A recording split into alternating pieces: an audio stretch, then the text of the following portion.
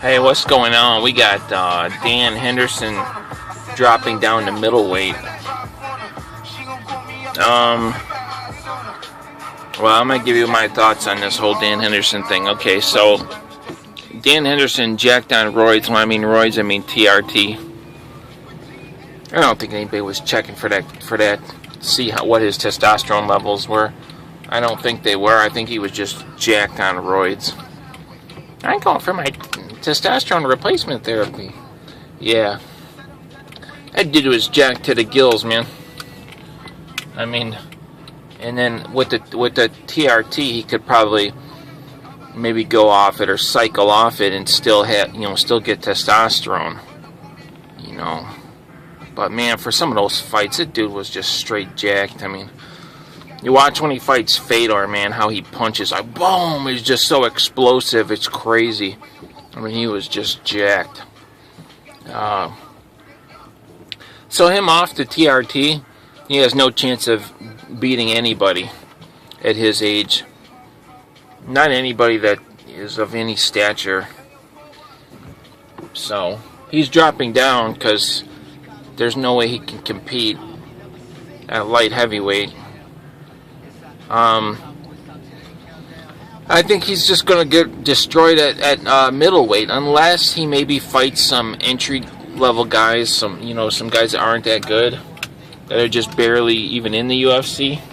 That's really who they should be pairing Dan Henderson up with. But if he goes down in there and throw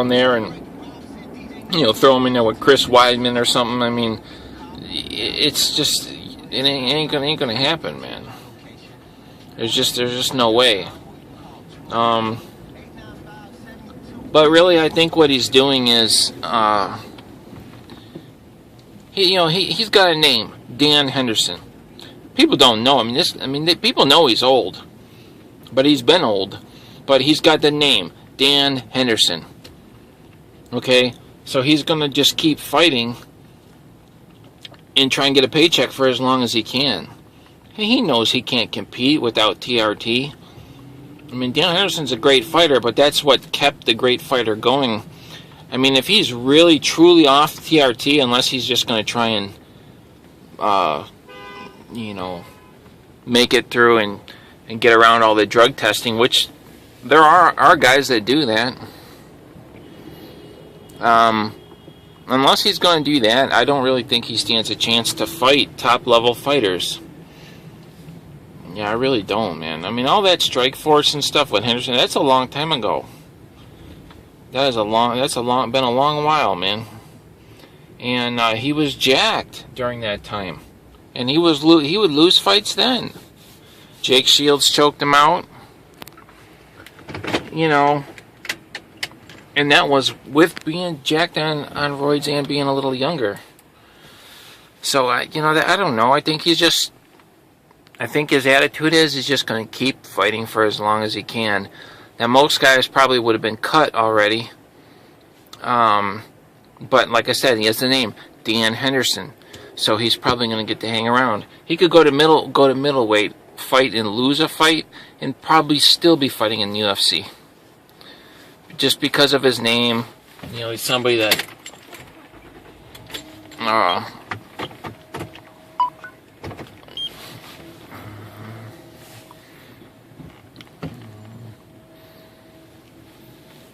it's a mess up here. What's the idiot doing? Yeah, so just because of his name, he'll be able to hang around and make some money and make some money to make up for the fights. When he was in his prime, he was probably making less money, and at least like before his prime, Dan Henderson was making less money than he is now over the hill in losing. So that's what I thought about Fedor. Fedor made a ton of cash, but I thought he should have come to UFC and just kept fighting because it's worth so much money, and there's nothing else that they're going to do. I mean, Fedor, well, sure, he's making money, but I would have liked to seen him keep fighting. I think Fedor could have came to the UFC, and we're getting off topic, but Fedor, I think, could have came to the UFC And again, you know, throw him in there against guys like Roy Nelson and people like this, and you know, he's gonna win those fights. Or Frank Mir, like remember Frank Mir just stinking up, losing. I mean, I'm thinking, man, they should. Fedor could have come and fought Frank Mir. He could have fought and beat all these guys. You know what I mean? And yeah. So that's my thoughts on the whole Dan Henderson thing and the whole TRT thing. I've always been pretty open. Like, I'm a big fan of, you know, of Pride and you know, Wanderlei Silva, even when he was jacked on roids, and Overeem when he was on roids. But now that we're seeing the way a lot of this is playing out,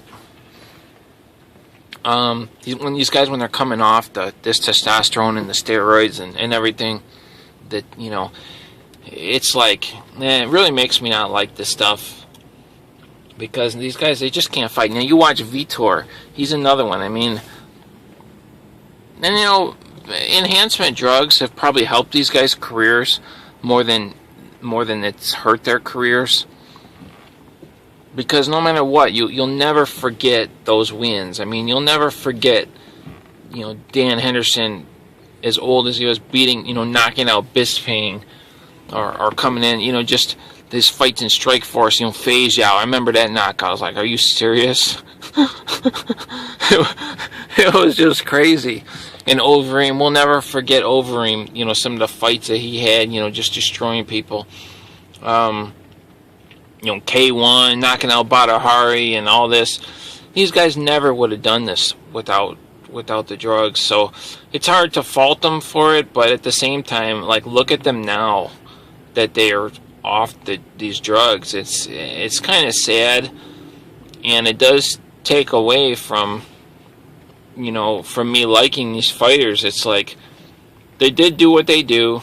They did do what they did, but, and we'll never forget it, but it really sours me on it, man. Like, you know, even Bigfoot, you know, this guy's already so big and everything, and then he's on steroids. You know what I mean? And you see, like, Fedor was so tiny compared to that guy. And the guy was jacked on roids. Like really? Like, you didn't have enough advantage already? That's what I'm saying. It's just like, yeah, I like fighting, and, you know, there's got to be some level of fairness in the fight, though. It's like, you know, really, there really needs to be. It's like you could send, you know, George St. Pierre to Bellator, and he would probably be, I mean, he'd probably be getting knockout, you know, kicks to the head. He'd probably be knocking guys out and doing all this stuff he wasn't able to do in the UFC. But, I mean, it wouldn't be fair. I mean, what if someone died? You know what I mean? Because they're fighting somebody who's on a completely different level. That's what I don't like about this stuff. It's like, it takes somebody that's at a certain level and it puts them at another just ridiculous level. Their strength is up. Now, if the other guy's on it too, now that's a different story. Like in Pride was anything goes. You take whatever you want to take, and that's that. And everybody knew that. The guys in Pride, they knew it. I mean, there's no mystery that, you know, that who you're fighting, just look at the guy, and you know that this guy's on roids, and they're so strong, they're gonna slam you, suplex you, do whatever they gotta do. I mean, look at Rampage, man. Who was that guy he fought? When he picked him up, man, he was so strong, Rampage. Just strength, just picked the guy up and slammed him down. Who was that? Arona? Was that the guy? I think it was. I mean, you know that guy. Everybody fought that guy. And, man, just about killed the guy. If that was me, I'd have been dead. I mean, it's like, that's the kind of stuff. You don't see that stuff in the UFC. These crazy suplex, massive, just like the power, like picking people up and just throwing them like they're, literally throwing them around like they're a rag doll. You know, big guys. All right, I gotta park. I could probably park and talk. But yeah, you don't see that in the UFC, and that's because of the drug testing. You know, and it's at least because it's not legal. I mean, there are guys that aren't tested, but it's not just so blatant where guys are just like ridiculously jacked on roids. Oh man, we finally got a parking space. Alright, I'll catch you guys later. That's my thoughts on that. Yeah, Dan Henderson, yeah, I mean, I pretty much think his career's over. If he's not going to be on TRT, I don't see him doing well at middleweight. I think that the weight cut, of course, without the testosterone, dropping weight's probably not going to be difficult, but he's going to lose muscle. And dropping weight when you're muscular, that's not fun. I know, you know, when you just lift all the time, you just eat. You lift and you eat. You just eat.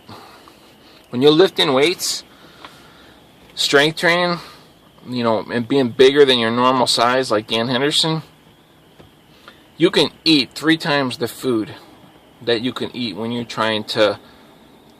when you're not lifting hard, and you know what I mean, and not building muscle. That's one cool thing about lifting weights, is you can just eat. I mean, you can't eat enough. Literally, you cannot eat enough. You can't. And you don't crave junk food either. You generally crave, like, you want I used to go get steak and eggs, you know what I mean? You want steak and eggs. It's not a health food. There's cholesterol and the red meat and everything, but it's not junk food. I mean, there's nutrients, there's nutrition, there's protein, and it's things that your body wants is what you crave. Your body just, like, it just needs it. And so for him to not be on the testosterone, not have that strength, and then now he's going to go lift weights and he can't eat as much as he can because he's trying to lose weight, he's not going to be feeling too good, I guarantee you that. Plus his age, 40 plus years old. He's not going to be in a good place, man. He's not going to be feeling good. He's not going to feel as great as he felt when he was taking all the testosterone and going to the gym, and you know, he probably felt like he's in like 25, Dan Henderson. So it's really kind of sad, man. But like I said, I think he was on a little more than a little testosterone replacement therapy. So yeah, these guys, look for them to just fade away, Vitor and Dan Henderson. I expect Dan Henderson to drop weight and come out and it just looked terrible. I mean, I don't expect him to be able to compete. There's no way. The fighters nowadays are too good, and you know, and he's naturally a hard hitter, but still, he's still not going to be hitting as hard and all that. So yeah, so it's kind of sad. Dan Henderson dropping the middleweight. He's still getting paychecks, which I think is his main concern. Keep that money coming in for as long as you can, because after that, that's going to be into that. So, alright, I'll catch you guys later.